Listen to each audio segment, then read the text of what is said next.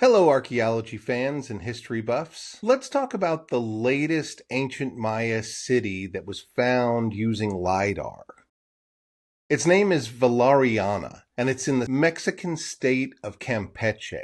The Yucatan Peninsula, its west side is Campeche, and down at the bottom where it connects to Guatemala, that's the region where this city was found. It was found by using LiDAR. It was found by a PhD student named Luke Aud Thomas using repurposed LiDAR. There was LiDAR that was taken back about a decade ago for forest monitoring purposes, and he, with the help of Tulane University's big LiDAR center, was able to repurpose that and point it towards looking for buildings and landforms.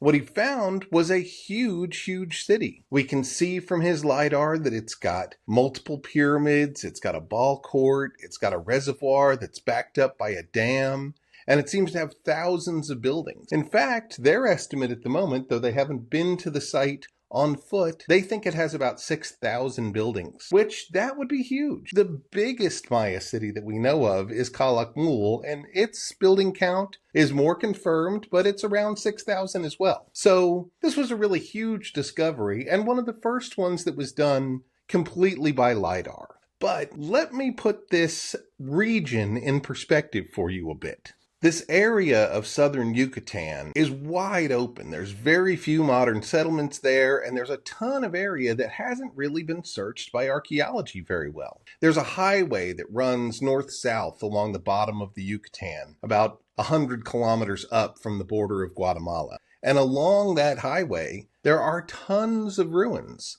Many we know, some we don't know. The area has two major kinds of ruins from two different time periods. One is the Terminal Classic, and that's the style we call Chenes-style. The buildings being built at that time were very ornate. They had these beautiful monster mouth doorways, and they were full of facades that were mosaic stone sculptures of Chak the rain god and other things. Very beautiful stuff, and understandably, archaeology focused on a lot of those sites first. Starting in the 1930s, those were excavated and known. They're along the highway, and today they're tourist sites that people can visit. But there's a vast area of forest there that hasn't really been properly mapped. But in modern times, there's a few people that have been doing that, and they've been finding many Maya cities out there. Valeriana is the latest, but certainly not the first in the area. The real major mover and shaker there is an archaeologist named Ivan Šprák. He's from Slovenia, but he's been working in that region, hunting the forest for 30 years now. Just in 2023, Šprák found a huge city called Okomtun. And that one is said to have tens of thousands of people population-wise. That wasn't the first city he found either. In 2014 and 2013, he found another 3 big cities. In fact, over his entire career in that area, he's found 80 Maya settlements, a huge amount of settlements for what's an area that we thought we had covered. And the exciting thing is there's a lot more area to still explore. Šprák is definitely getting good at it, but he is up in the Campeche area, to the south of the Guatemalan border. That's where the really unknown area is. And based on the density of the cities and buildings on the Mexico side, it's that Guatemala side, the north end, the northwest end of the Petén. That's where we all know tons of Maya cities are sitting. In the case of Valeriana, it's just north of one of those known cities called Petén. Petén is right off the highway. But then just north of it is Valeriana, and people knew it existed. The local folks know where these cities are. It's just that explorers and archaeologists like myself, well, we have limited budgets, and there's so much there, it's hard to know what to focus on. But Thomas found this site and mapped it out, and it's huge. But it's not the only one. In fact, in the 1990s, when I was traveling through that area, I was looking at the beautiful site of Calakmul, and one of the guards there said, hey,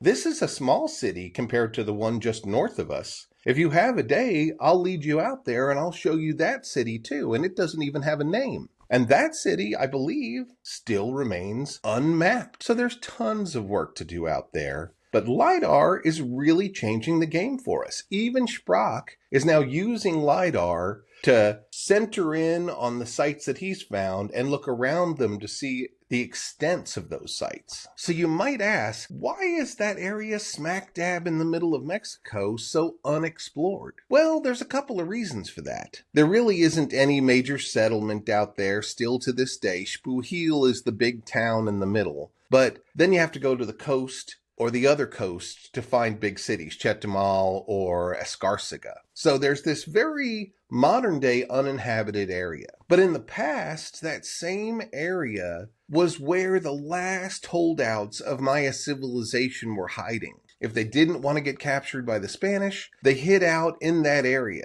in today what's Mexico and Guatemala. So that big area of forest was kind of the resistance of the Maya. The caste wars, the famous wars where they rebelled against the Spanish a number of times, always retreated back into that area.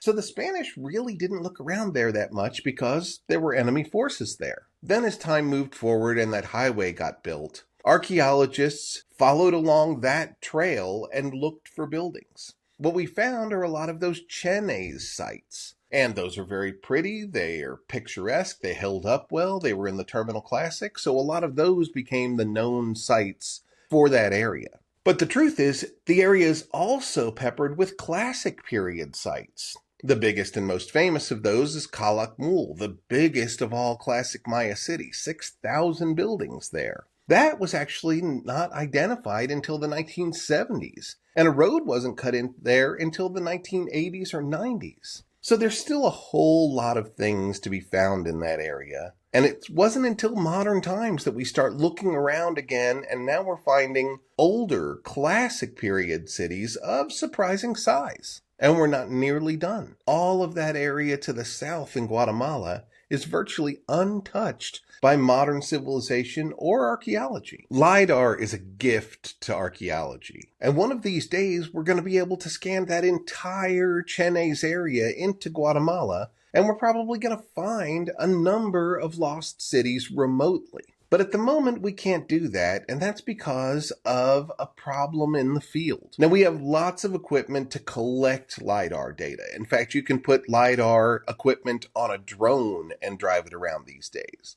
The problem is the software. The software is still proprietary, and only a few companies have the right to use that software. So there's a backlog of processing the LiDAR data so that it can show us those buildings. You got to strip off the vegetation. You've got to extrapolate a number of things. It takes a while. And right now there's a big backlog, and it's expensive because these few companies are the only ones who can do it. But there's a big push for open source, and they're getting louder and louder. And one of these days, probably very soon, LiDAR software is going to become public domain. And when it does, that means that people, even with their computers like this, can then process LiDAR data. That's going to change things. I also think that when LiDAR open source meets AI, that's going to be a revolution too. Because I've been part of these projects, and sometimes you've got to do a lot of human eyeballing to identify things that LiDAR are showing us. But if we trained an AI to do it, I think it could do it much, much faster. So we're not there yet, but I dream of a day when LiDAR marries AI and we scan the entire forest. But finally, let me say this. Why do we do archaeology?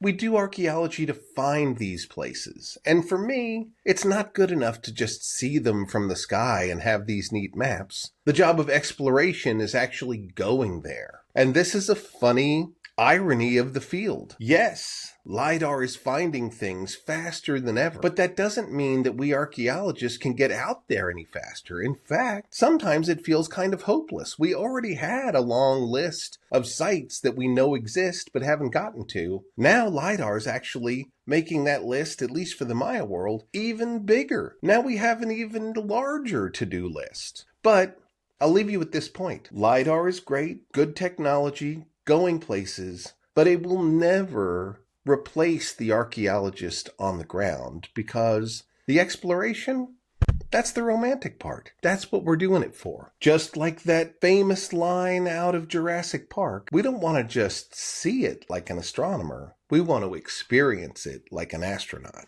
If you like what I had to say there, maybe you'd like to see some of my other videos. Here are two right here you might be interested in. Give them a try.